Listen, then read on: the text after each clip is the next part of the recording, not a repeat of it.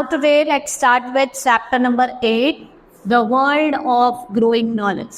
ठीक है, यहाँ पे आपको कुछ फॉलोइंग वेज राइटिंग नंबर्स लिखे हैं 1 to 10. आपको आइडेंटिफाई करना और name them. Now let's start with the introduction to the chapter. Human is superior to all living beings because of his intelligence. Though small as compared to dangerous animals, bigger in size, he has survived by his integrity. In course of time, he established his mastery over them. He gathered knowledge for his experience. ठीक है, उससे अपने experiences से ही क्या होता है, उसने humans ने नॉलेज ली है और जो नॉलेज है was not only store, it was passed on to future generation. ऐसा नहीं है कि उसको हमने स्टोर करके रख लिया, लेकिन वो फ्यूचर जनरेशन पे भी पास कर रही है. In the beginning process of passing of knowledge from generation to generation was oral. पहले बिगिनिंग में जो इन्फॉर्मेशन पास होती थी वो ओरल होती थी, लेकिन लेटर क्या हुआ, वो एक रिटन फॉर्म में start. Now story of writing. Writing is a system of human communication by the means of visual symbols or sign. It grows out of the need for recording important events and knowledge.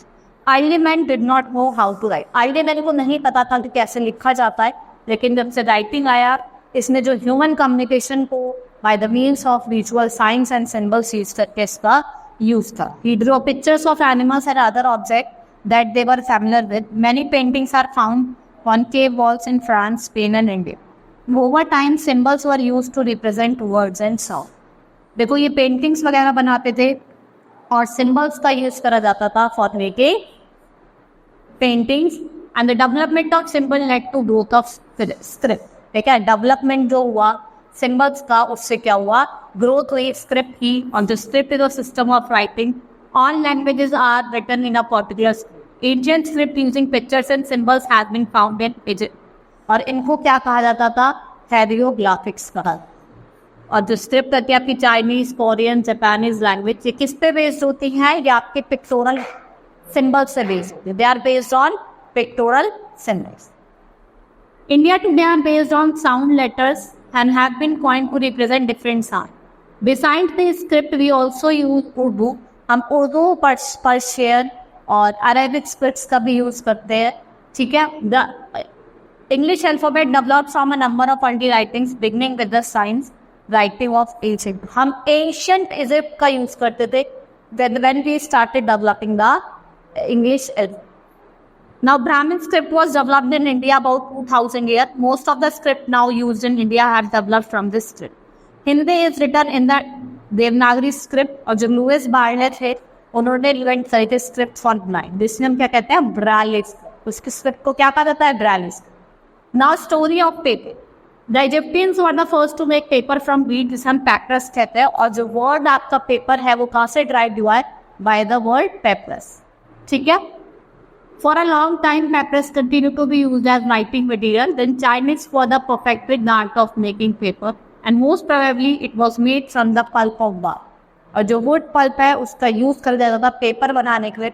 धीरे धीरे क्या हुआ, जो paper की demand है वो increase ही. ठीक है, for making books, for printing magazines वगैरह के लिए. ठीक है, and now next topic is story of number.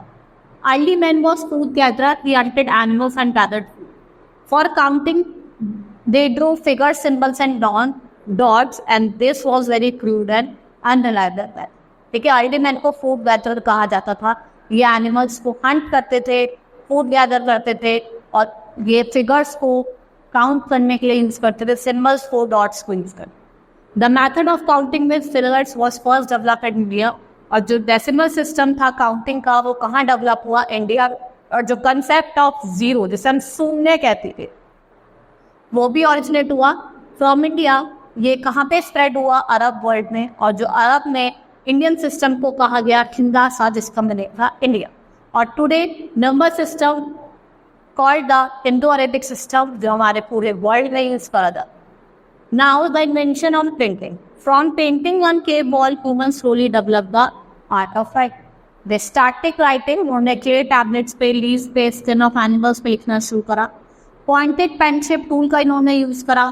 Bamboo का यूज करा for writing on instrument and they started writing on the paper. उसके बाद उन्होंने पेपर पे लिखना शुरू करा. Printing as we know its today began in Europe only in 1400. Before that time everything people did there had to be copied by hand. Many people spend their lives in preparing handwritten copies of rare books, but very few people could reach the book. और खाली कुछ ही लोग थे जो इन books में reach कर पाते थे, पहुंच पाते. Now the books were few and therefore costly. People be serious for learning had to spend lot of time in centers of learning where books are available. पहले बुक्स बहुत एक्सपेंसिव होती थी, लोग खरीद नहीं पाते थे. Then they started spending their time in the learning center. And the art of printing developed in China about 1500 years ago. But the method was difficult and thus not popular. Nearly 550 years later in 1443, पहली printing press build करी गई थी John Gutenberg ने, और कहा गए थे German.